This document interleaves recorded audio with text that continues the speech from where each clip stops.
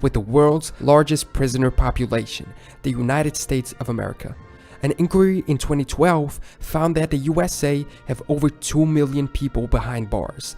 That's more than the entire population of Latvia and almost double the population of Cyprus. All of the US's population represents 5% of the world. However, their prisoners represent 25% of the world's prisoner population. As runners-up, we have China with 1.5 million prisoners, Brazil with 690,000, and Russia with 580,000 people in custody. At the bottom of this list, we have San Marino with an astounding 3 people registered as prisoners. But when we look at percentages, specifically the incarceration rate per 100,000 people, despite having the US in first place as well, we have El Salvador and Turkmenistan in second and third places due to their lower population totals. Next, a country which makes most of its national income off the internet, Tuvalu. A country in the Pacific Ocean of Polynesian culture and with only about 10,000 people living in it. They're independent since 1978, but still have the British Queen as head of state. For some time, Tuvalu wasn't able to join the UN, not because of any problem with other countries' recognition of sovereignty or violation of any rights, but simply because they couldn't afford the $100,000 entrance fee. But all their problems were solved in the year 2000. They were attributed the abbreviation of .tv for online domains, and since it's a desirable domain because of television, they negotiated a 12-year lease for it for $50 million. Keep in mind that their GDP in 2016 was a mere $39 million, so they make more money off leasing their web domain than they do with their economy. With this money, they were able to invest in their country and also finally join the UN as the 189th member. Third on the list, we have the country with the most spoken languages, Papua New Guinea. English is the official language, but only on paper.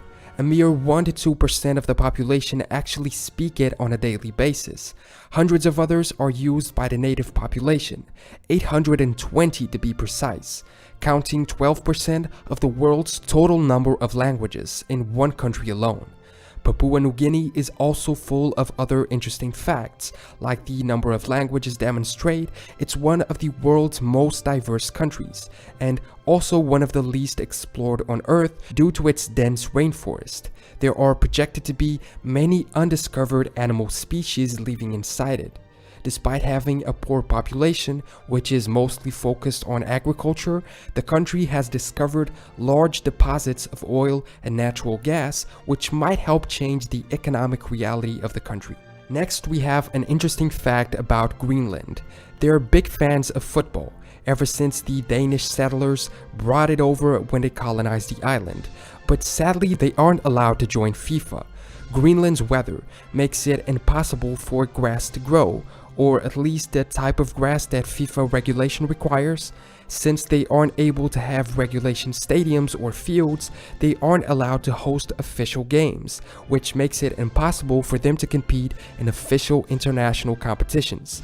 Their fields are made of synthetic grass, but apparently that wasn't enough for FIFA to let them join. So in the eyes of international football, they're kind of seen as part of Denmark. The Faroe Islands, however, also politically tied to Denmark, have their own team and football independence, if you will. In fifth, we have the world's most overweight country, and keep in mind that this is percentage-wise. Nauru in the Pacific Ocean has the world's largest percentage of overweight people at an astounding 95%. However, Nauru has a reasonably small population. In fact, it's the world's smallest island nation, covering only 21 square kilometers. So when you compare it to other countries like the US with 33% or the UK with 27%, these countries actually have more overweight people. Nauru is only ahead in terms of percentage. The top spot on this list has changed throughout each year, and usually its taker is another Pacific island of the same sorts. The low population on each of them makes it easy for any problem to affect a majority of the population. Another fun fact about Nauru is that it's the only Republican state in the world which doesn't have an official capital. I guess their size is so small that it doesn't make sense to have one. Now we take a look at a country which is at the center of the world, kind of. Kiribati is the only country on Earth which falls into all 4 hemispheres, having the equator cross through it and spreading over the eastern and western hemispheres, being located where these lines all meet. Keep in mind that it's an archipelago and its land is spread across these dividing lines through many islands. Because of this, it's the country where the sun rises the earliest, being the first country to see the new year every time December 31st comes around. It has 33 atolls and reef islands, only 21 of which are inhabited, and 90% of the population lives on the Gilbert Islands. It has around 100,000 people, which seems like a reasonable amount for a set of small islands in the middle of the Pacific Ocean. We travel to North Korea for the next one, the country in the world which is arguably the most closed off to the exterior. Does its reputation justice with its usage of a specific and exclusive computer operating system. Forget disputes between iOS or Windows, the few North Koreans with access to a computer use an operating system called Red Star OS. It's based on Linux and was developed by the Korean Computer Center. Before its development, it is said that most computers in the country use the Red Hat Linux OS or Windows XP. Some screenshots make it look actually pretty similar to the early versions of Apple computers.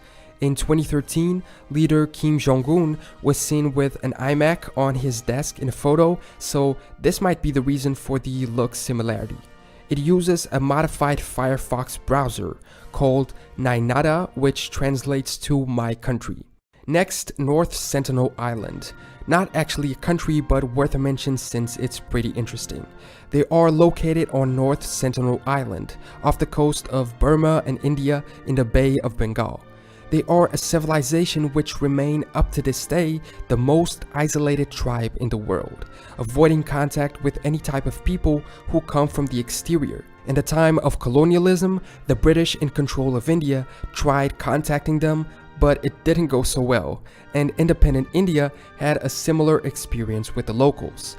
People were so curious to see them that the local government, who technically owns the islands, had to make it illegal for people to visit it, especially because the locals tended to not be very friendly towards visitors.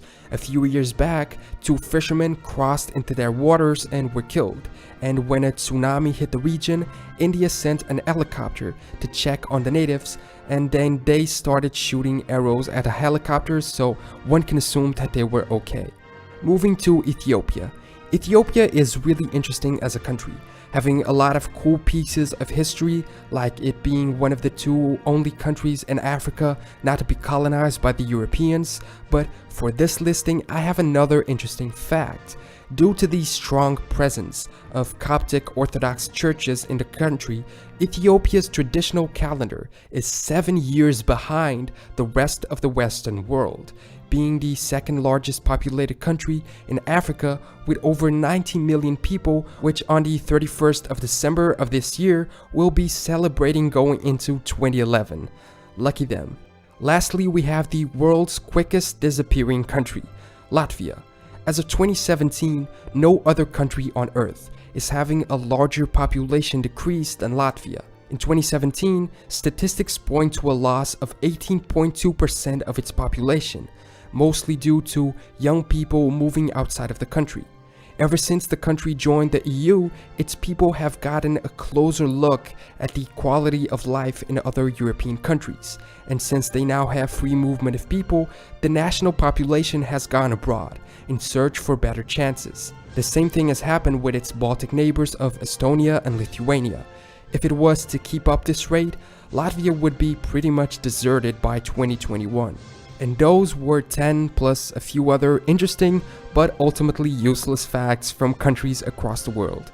If you enjoyed the video, make sure to leave a comment below and subscribe to catch the more serious videos I make on the channel, usually about flags or history in general. Until next time.